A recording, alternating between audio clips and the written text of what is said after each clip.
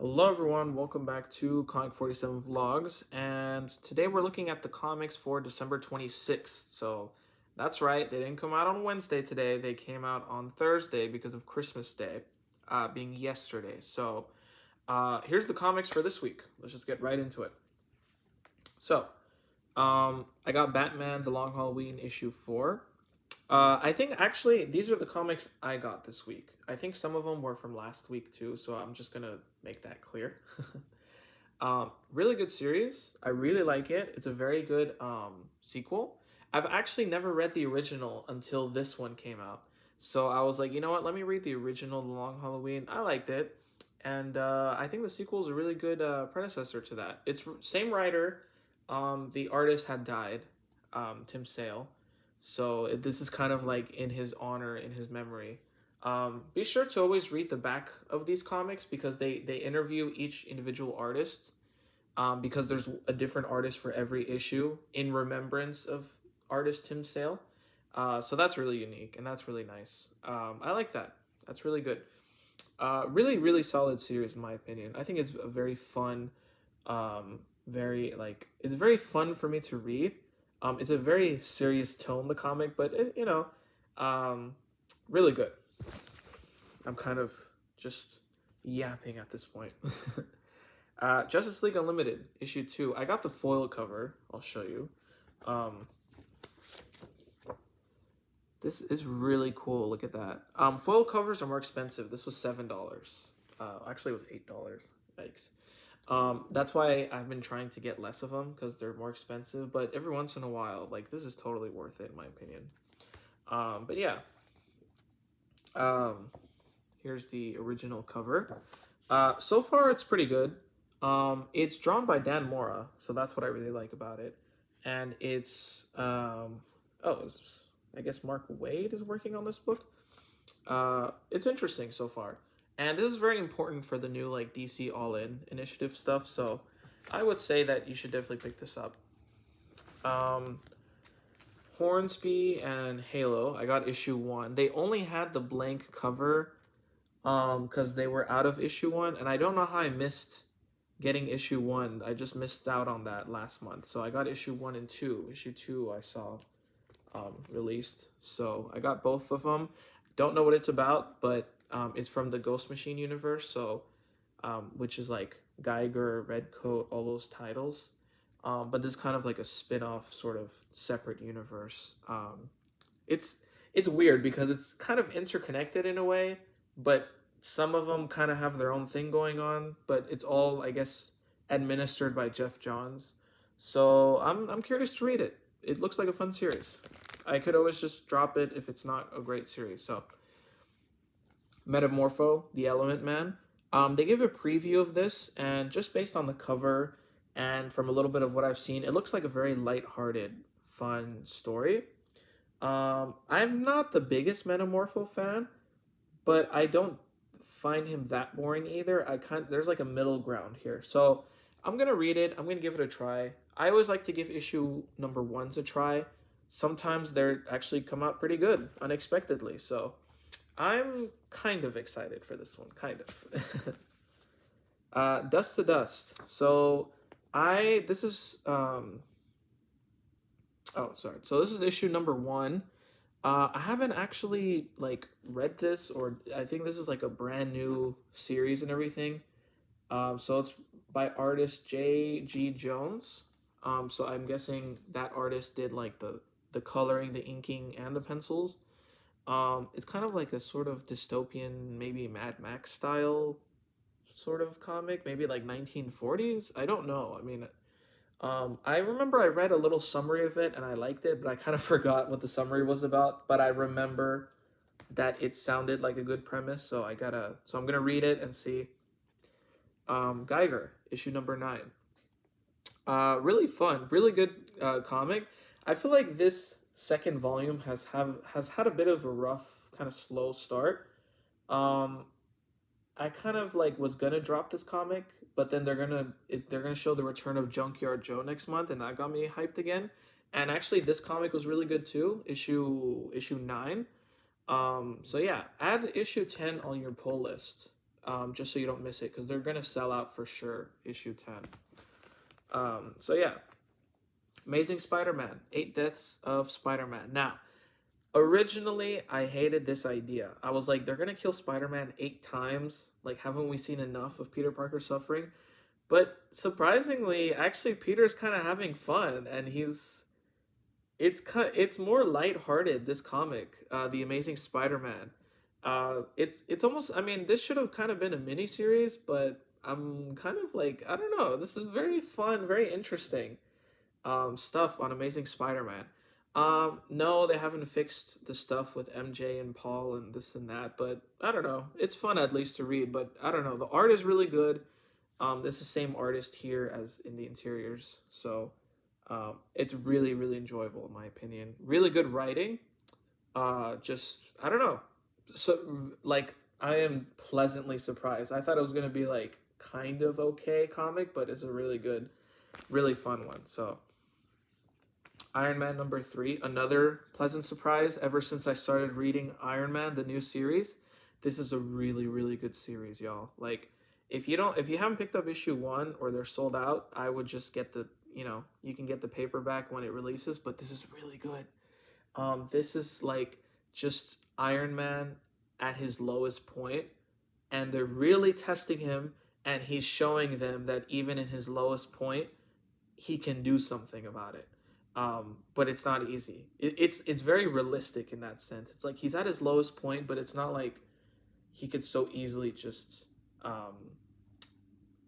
what do you call it? So easily just win in the end. It's like he's very much struggling. Even he's struggling physically, legally, mentally. Like even his corporation is just going bankrupt, or they're taking over or something like that. It's ridiculously good. Um, Wonder Woman, Absolute Wonder Woman, issue #3. I've really liked all 3 Absolute titles. Absolute Batman, 10 out of 10. Absolute Wonder Woman, I like it, but I kind of feel like there's not really. I feel like it still needs to cook, to develop a little bit. I feel like issues 1 and 2 are kind of barely starting, while Superman and Batman are up to here. I feel like Wonder Woman's still here. I feel like there's still a lot of story left to unfold. So I don't know how I feel about it. I'm liking it.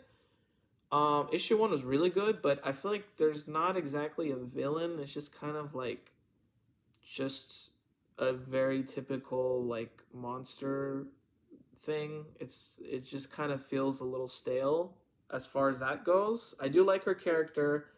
I do like other things. And also most of it just takes place on the shore of the beach, like almost all of the series. So it's kind of, I don't know. I've heard that things about the writer.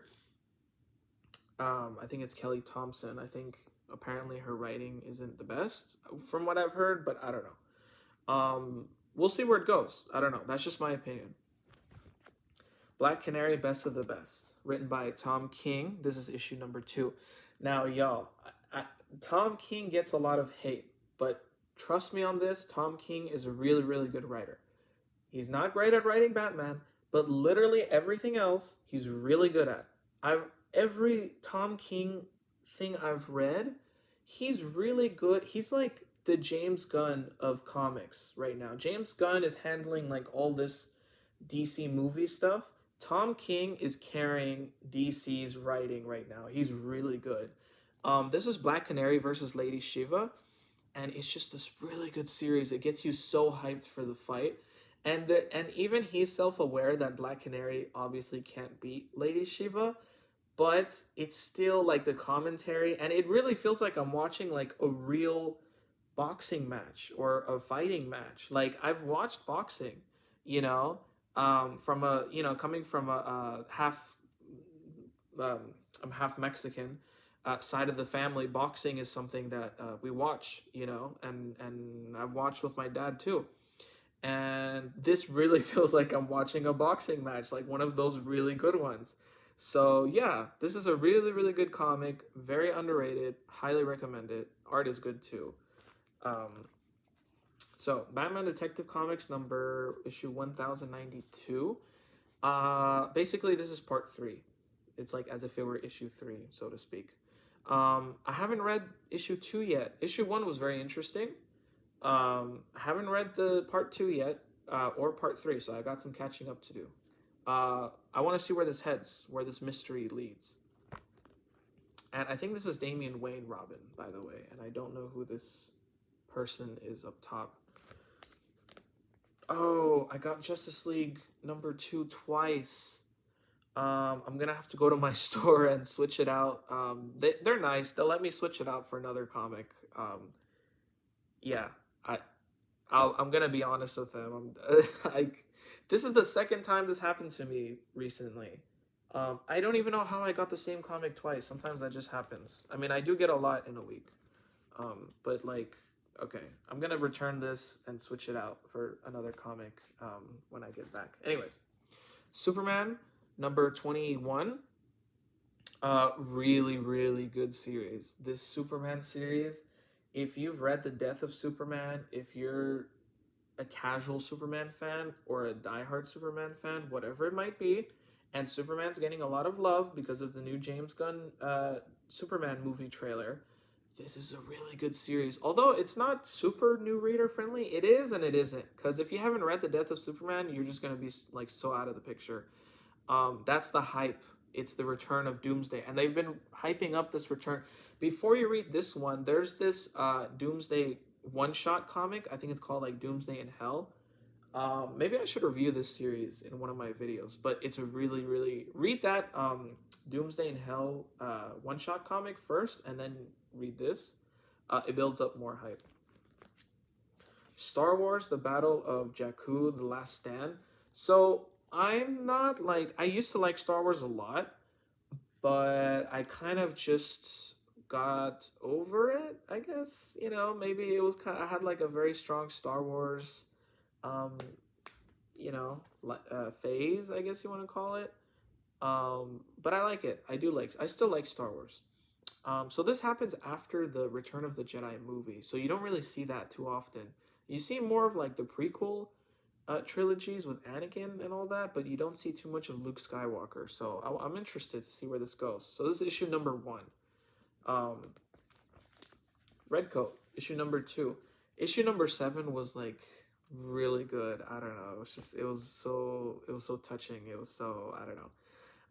Redcoat, I have mixed feelings about, because I kind of feel like there's not enough characters to get me interested for like a long enough time.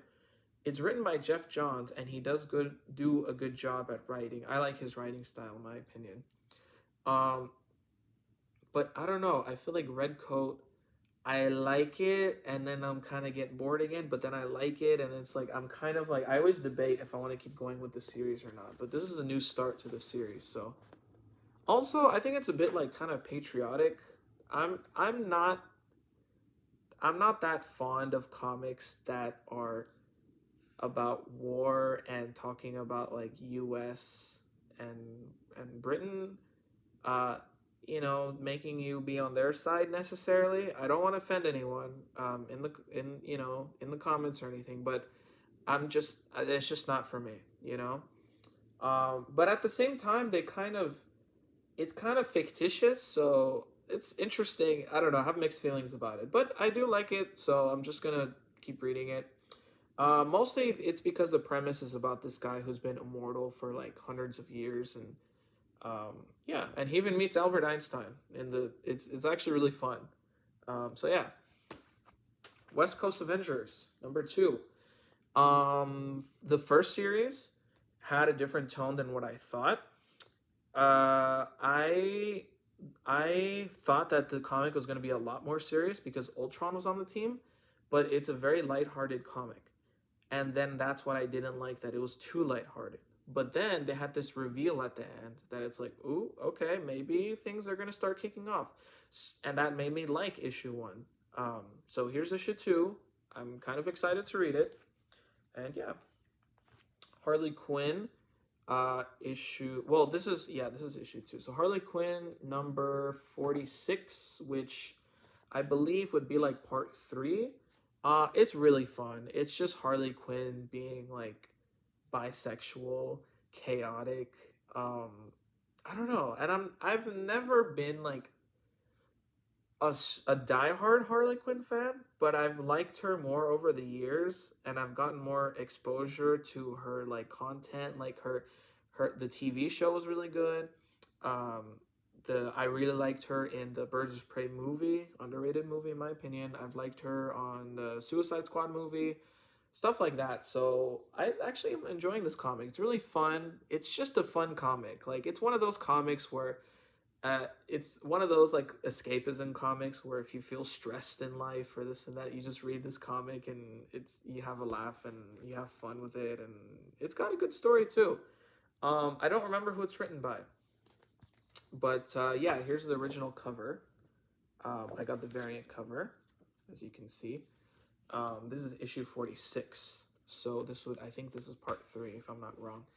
Green Lantern Dark. Apparently, somebody talked to me, and I asked somebody in the comics shop, just random person that was there, like one of the customers, one of the clients. I was like, hey, I mean, one of the just a fellow client or whatever you want to call it. Anyways, I was like, hey, this Green Lantern Dark series hasn't come out in a while. What's up with that? And I think they were saying that like, oh, actually, it's a bi-monthly comic, so every other month it comes out. So I wasn't too sold on issue 1, but at the same time it is a very unique, kind of interesting take on Green Lantern. But at the same time, I don't know, it's unique in the sense where it's like a totally, like, you've never seen a Green Lantern like this. It's like the scepter and like the lights.